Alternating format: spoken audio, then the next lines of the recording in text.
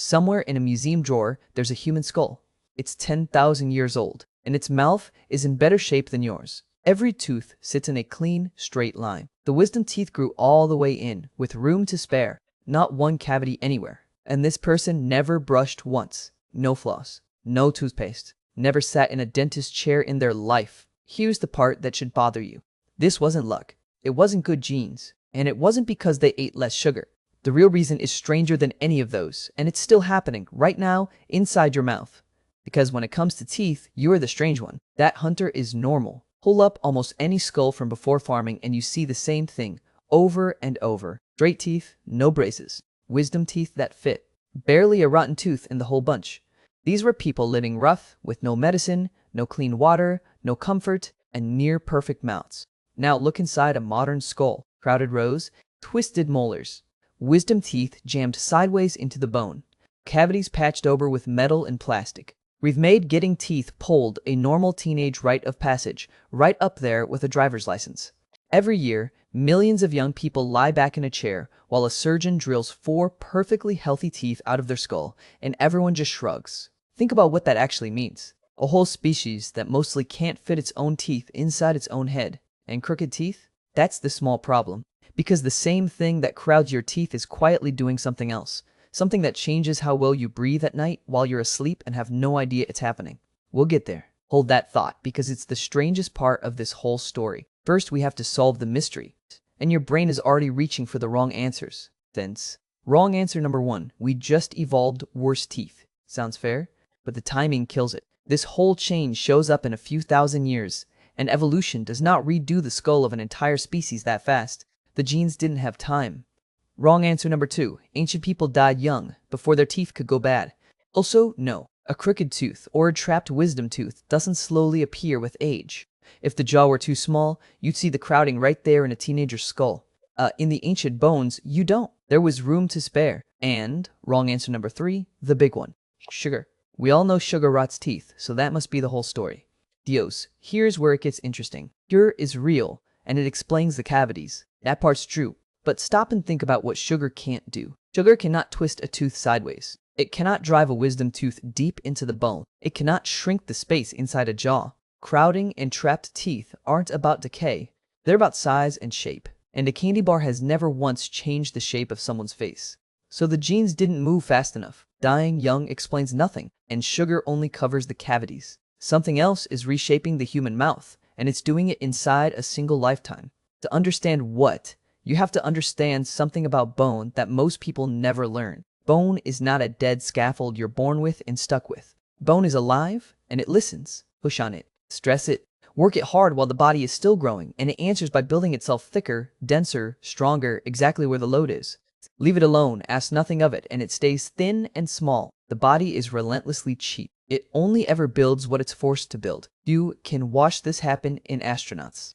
Send someone to space for a few months, take away the constant pull of gravity on their legs, and their bones literally lose mass because nothing is asking them to be strong anymore. Now bring that idea down to the jaw, because your jaw is bone wrapped in some of the most powerful muscles in your entire body. And here's the key. Those muscles and that bone do most of their growing while you're still a child. Childhood is when the face gets built, and it builds itself around one single question. How hard is this jaw being worked? Chew tough, stubborn food for hours a day, every day, starting as a small kid, and you're sending your face to the gym before it's even finished forming. The muscles pull hard. The bone answers. The jaw grows long and wide and strong. Take that heavy chewing away while the child is still growing, and the jaw gets the opposite message. Nobody needs me to be big. So it grows up short and narrow. Now here's the collision. Because while the jaw was shrinking, one thing refused to change: the teeth. Your genes set the size of your teeth, and that size has barely moved. The teeth your ancestors grew 10,000 years ago are almost exactly the size of the teeth in your mouth right now. So picture the setup. Same number of teeth, same size they've always been. But the jaw holding them is now shorter and narrower than it was built to be. Same furniture, smaller room. Something has to give, so the teeth start fighting each other for space. They lean in. They twist. Some get shoved sideways. That's crowding. That's the crooked smile an orthodontist gets paid to straighten. And it's worst at the very back, which sets up a nasty little detail about your wisdom teeth specifically. Pause, Because the back of the jaw finishes growing dead last. So that's exactly where the room runs out first. Your wisdom teeth show up last of all, and by the time they arrive, there's no seat left. So they get stuck down in the bone, sideways, trapped. That's an impacted wisdom tooth. Not bad luck, just the last guest arriving to a room that already ran out of chairs. Though a jaw that barely gets used grows small, which leaves one question: what stopped using it? This is the answer I promised you at the start, the one that's stranger than sugar. The single biggest change in how humans have ever eaten. Farming. Go back before farming and picture what dinner actually was. Piled meat, tough and stringy. Raw roots you had to gnaw. Nuts you cracked with your own teeth. Dried meat you tore like jerky, grit and sand mixed right in. Every meal was a workout. People chewed hard for hours every day starting as tiny kids. Then, about 10,000 years ago, farming arrived and the whole texture of food changed. Grain got ground into flour. Flour got boiled into porridge and baked into bread. Cooking softened it further, and the fire started breaking food down before it ever reached the mouth. Bit by bit, the kitchen took over the jaw's job. Now picture a child growing up on that soft new food. Their jaw asks its one question: how hard am I working? And the answer comes back: barely at all. The go grows smaller, and the next generation's a little smaller still. The same revolution that gave us cities and writing and everything we call civilization reached up and quietly reshaped the human face. And the bill still lands in your mouth today.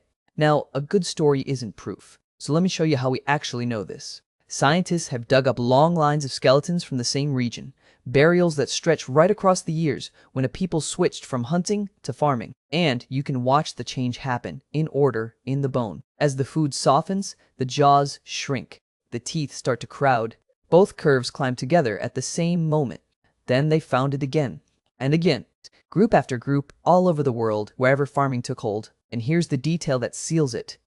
Look at the peoples who started farming late, or who kept eating tough, chewy food longer, and their jaws stayed roomy, their teeth stayed straight, for exactly as long as their food stayed hard. Their mouths broke the moment their food went soft, not before. The cavities tell the same story, almost absent in the hunter skulls, then spreading fast the moment starchy, sugary farm food takes over the plate. And you don't even have to trust old bones. Researchers have raised animals on soft, mushy food and on hard, tough food, side by side. The soft-fed ones grow up with smaller, thinner jaws. Every single time. Same cause, same result, in a controlled lab. So this isn't a guess anymore. The dirt remembers it. The lab confirms it. And every crowded, aching, patched-up mouth walking around today is holding a receipt from the day we started to farm. And that receipt is still getting bigger. Because the food on your plate right now is the softest food any human being has ever eaten. Farm bread was at least chewy. Your bread is basically a cloud. We blend it, bake it, soften it until it nearly melts on the way down. Your jaw does almost nothing, so it grows even smaller than a farmer's jaw ever did. And now, this is the thing I told you to hold on to at the start.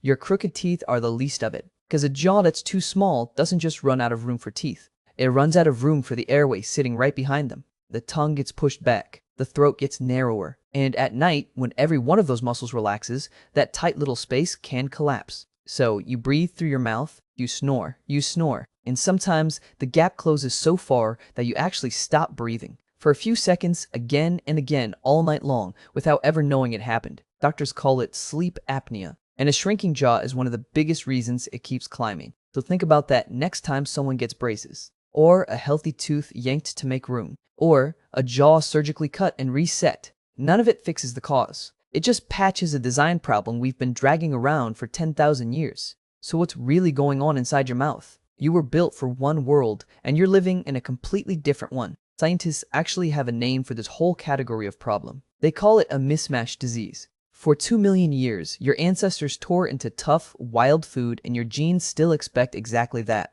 Instead, you hand them a soft, sweet smoothie, and your body does precisely what it was designed to do.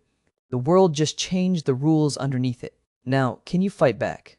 Honestly, the science is still arguing about that. Some researchers think tougher, chewier food in childhood could grow bigger, stronger jaws, the way lifting builds a muscle. Others think, for those of us already grown, that ship has sailed. That fight isn't settled. But zoom out on the one idea underneath all of it. Nearly every soft, easy, comfortable thing we've ever invented came with a hidden bill attached. We just don't usually get to see where it's written. This time, it's written into your own skull.